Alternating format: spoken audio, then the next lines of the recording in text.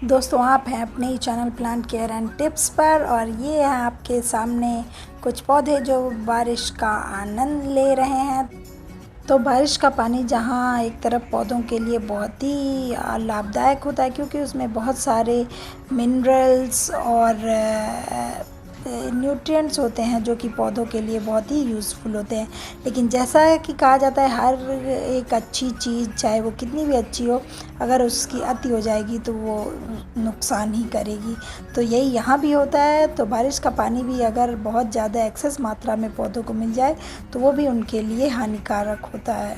तो हमारे देश में जहाँ कहीं तो बहुत ज़्यादा बारिश होती है और कहीं बहुत कम होती है, तो ऐसे में कुछ पौधे तो इसको एंजॉय करते हैं। जो परमानेंट फ्लावरिंग प्लांट्स होते हैं वो इस बारिश में अच्छे से सरवाइव करते हैं, लेकिन कुछ पौधे ऐसे होते हैं जो इस पानी को अपने ऊपर गिरना पसंद नहीं करते हैं।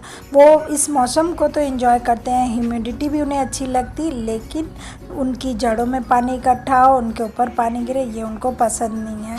तो चलिए आज देखते हैं वो कौन से पौधे हैं जो अपनी जड़ों में ज़्यादा पानी इकट्ठा होना पसंद नहीं करते हैं, और अगर उनको कई दिन तक आपने बारिश में छोड़ दिया तो फिर वो सरवाइव नहीं कर पाते हैं। तो इस कैटेगरी में सबसे पहले नंबर पर आता है स्नेक प्लांट। तो इसको बहुत ज़्यादा अगर आपने बारिश का पानी दे दिया, आपने 2-3 दिन तक इसको बाहर पानी में रख दिया और लगातार बारिश हो रही है, तो ये पौधा उसमें नहीं सरवाइव कर पाएगा। इसलिए इसको आपने अगर बारिश में रखना है तो सिर्फ 1 दिन रखिए और फिर इसको अंदर ले आइए। अगला प्लांट है अडेनियम या डेजर्ट रोज़। ये डेजर्ट का पौधा है जिसको धूप पसंद है और कम पानी पसंद करता है। तो इसको अगर आप डायरेक्ट पानी में रखेंगे तो इसका कॉडेक्स गल जाएगा, और कॉडेक्स गल गया तो ये पौधे को कोई नहीं बचा सकता है। इस कैटेगरी में अब अगला प्लांट आता है, वो है कैक्टस प्लांट। कैक्टस प्लांट के सारी वेराइटीज़ को आपने बचा के रखना है एक्सेस वाटर से, और ये भी बहुत कम वेयर मिनिमम पानी में चलता है। कैक्टस की सारी वेराइटीज़ मोस्टली डेजर्ट में पाई जाती हैं, तो इनको आप इस बारिश के पानी से बचा कर रखें। इसके बाद दोस्तों जो एक कैटेगरी है वो है सारे सक्लेंट्स की। तो सक्लेंट्स आपको पता है इनको भी बहुत कम पानी चाहिए होता है, तो इनको भी आप बारिश से दूर रखें। अगर आप बारिश का पानी इनको देना चाहते हैं तो 1 दिन काफ़ी है। अगर उसके बाद आपने इनको ज़्यादा पानी में रखा तो इनकी ये लीव्स धीरे धीरे गल के गिरने लगेंगी और पूरा सक्लेंट आपका ये ख़राब हो जाएगा, नीचे से गल के ख़त्म हो जाएगा। तो एक बार अगर ये गल गया तो फिर इसको बचाना मुश्किल हो जाता है। इसके बाद दोस्तों जो एक और प्लांट है जिसको हमने बारिश के ज़्यादा एक्सपोजर से बचाना है, वो है जेड प्लांट, जो कि आप सभी के घरों में मोस्टली होगा, और इसको हम लकी प्लांट भी कहते हैं। तो दोस्तों ये भी एक तरह का सक्लेंट ही होता है, इसलिए इसको भी आप बारिश में ज़्यादा दिन तक रखने से बचें, और जैसे ही अगर इसको ज़्यादा पानी मिलेगा इसकी जड़ें भी गल जाएंगी। इसके बाद दोस्तों इस कैटेगरी में जो एक बहुत खूबसूरत प्लांट है, इंडोर प्लांट, जो ज़्यादातर लोगों के घरों में पाया जाता है, वो है जीजी प्लांट।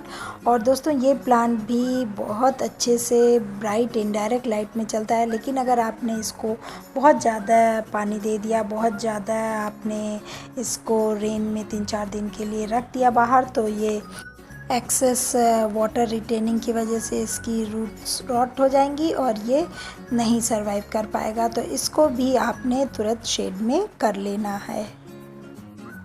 इसके बाद दोस्तों अगला प्लांट है एलोवेरा का। तो एलोवेरा, जैसा कि आप सभी को पता है कि अपनी लीव्स में पानी स्टोर करके रखता है, तो अगर आप इसको ज़्यादा एक्सपोजर देंगे वाटर का तो ये लीव्स इसकी ऐसे श्रिंक हो जाएंगी और एक तरफ को ड्रूप करने लगेंगी, और धीरे धीरे ये पत्तियां नीचे से गल के अलग हो जाएंगी। ये मैंने आप लोगों को इसीलिए रखा है दिखाने के लिए कि देखिए अब इस प्लांट ने वार्निंग दे दी है कि अब अगर मुझे अंदर नहीं लिया गया तो अब मैं नहीं सरवाइव करूँगा। तो इसलिए जैसे ही एलोवेरा में आपको लगे कि उसकी लीव्स ड्रूप हो रही हैं या श्रिंक हो रही हैं, तो इसका मतलब उसमें पानी ज़्यादा हो गया है और आप उसको वहाँ से हटा लीजिए। इसके अलावा दोस्तों एक और प्लांट जो कि पानी बिल्कुल नहीं सह सकता है वो है ये डिफिनबेकिया का प्लांट। इसमें इसकी स्टेम में पानी स्टोर रहता है और ये बिल्कुल भी ओवर वाटरिंग नहीं बर्दाश्त करता है। तो इस प्लांट को भी आपने बारिश में बचा के रखना है। आप बेशक इसको एक दिन जब बारिश हो तो आप उसको रख दीजिए वहाँ पे, लेकिन उसके बाद से आप इसको तुरंत अंदर कहीं पे भी शेड वाली जगह में ले लें। ये इसके बाद जो अगला पौधा है जो ज़्यादा वाटर नहीं सह सकता है वो है ये कोलियस का प्लांट। तो आप देख रहे हैं ये प्लांट इसने वार्निंग दे दी है कि अब एक्सेस हो गया, अब आप मुझे अंदर लीजिए। और ये एक दूसरा प्लांट कोलियस का ही जो कि अंदर शेड में रखा हुआ है और जिसमें कि ज़्यादा वाटरिंग नहीं हुई है। तो आप दोनों में डिफरेंस देख सकते हैं कि कितना अंतर है। एक आप जो बाहर आपने 2-3 दिन कंटिन्यूस रेन में रख दिया तो उसकी लीव्स और स्टेम अब झुकने लगी हैं और धीरे धीरे वो गलने लगेगा। वहीं दूसरा जो कि आपका शेड में रखा हुआ है वो बिल्कुल हेल्दी ग्रो कर रहा है।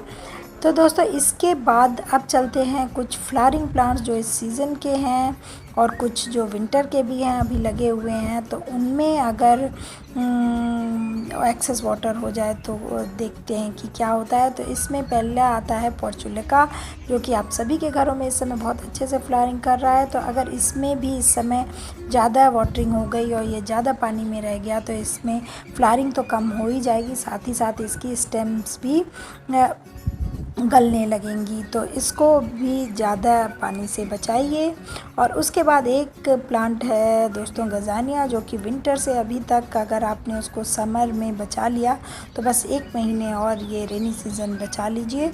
तो उसके बाद से आपको ये कंटिन्यूस फ्लावरिंग देता रहेगा विंटर तक। तो गजानिया को भी आपने बाहर बारिश में ज़्यादा नहीं रखना है। तो ये जो भी पौधे आज मैंने आपको बताए ये पौधे बारिश के मौसम को तो एंजॉय करते हैं लेकिन डायरेक्ट रेन उनके ऊपर पड़े ये उनको पसंद नहीं है। तो इस बात का ज़रा सा प्रिकॉशन लीजिए, इनको शेड में रखिए और आप भी इस मौसम का आनंद लीजिए और अपने पौधों को भी आनंद लेने दीजिए। और इस तरह से अपने सभी पौधों को इस बारिश के मौसम में हेल्दी भी रखिए और उनको एक्सेस वाटर से बचा कर रखिए। तो दोस्तों वीडियो अगर अच्छा लगा हो तो वीडियो को लाइक कर दीजिएगा और चैनल पर अगर नए हैं और आपने अगर इसको अभी तक सब्सक्राइब नहीं किया है तो सब्सक्राइब कर दीजिएगा। Thank you for watching plant care and tips.